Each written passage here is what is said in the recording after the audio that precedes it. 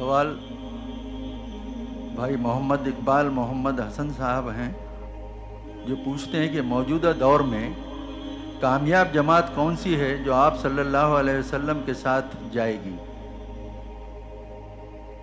آپ اس کے لیے جو جواب حضور نے دیا ہے وہی سن لیجئے، ما انا علیہ و اصحابی، جو لوگ اس طریقے پر ہوں گے جو میرا طریقہ ہے، میرے اصحاب کا ہے، وہ ہے اصل میں کہ جو نجات پانے والے ہیں۔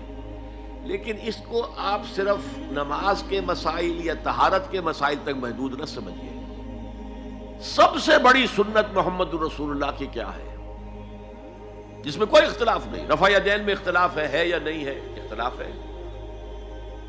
بہت سی اور سنتوں میں اختلاف ہے۔ ایک سنت وہ ہے جس میں کوئی اختلاف نہیں اور جو ساری عمر آپ نے کام کیا، اللہ کے دین کی دعوت اور اللہ کے دین کو قائم کرنے کی جد و جہد۔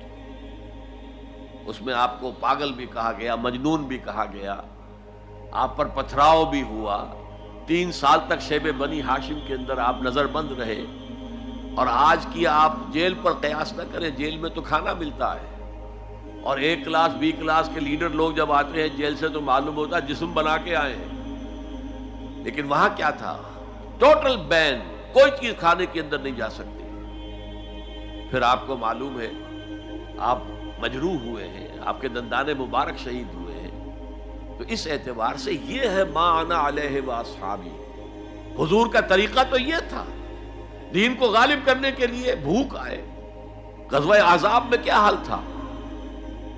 فاقوں پر فاقے، اور اس حالت میں حکم ملا کہ خندق کھودو، کمر دوہری ہوئی جا رہی ہے فاقے سے، تو پتھر باندھ کر اپنی چادر سے پیٹ کے اوپر کس لیا ہے تاکہ کمر دوہری نہ ہو جائے۔ جب ناقابل برداشت ہو گیا حضور کے پاس آئے، حضور اب ناقابل برداشت ہے، دیکھیے ہم نے اپنے پیٹوں پر پتھر باندھے ہوئے۔ آپ نے کرتا اٹھا کر دکھایا، 2 پتھر بندھے ہوئے تھے۔ یہ ہے ما انا علیہ و اصحابی۔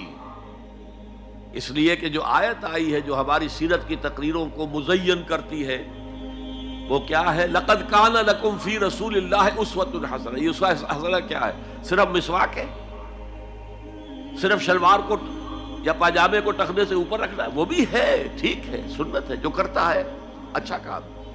اسوہ حسنہ تو آیا ہے غزوہ احزاب کے ضمن میں، وہ آیت آئی کہاں ہے؟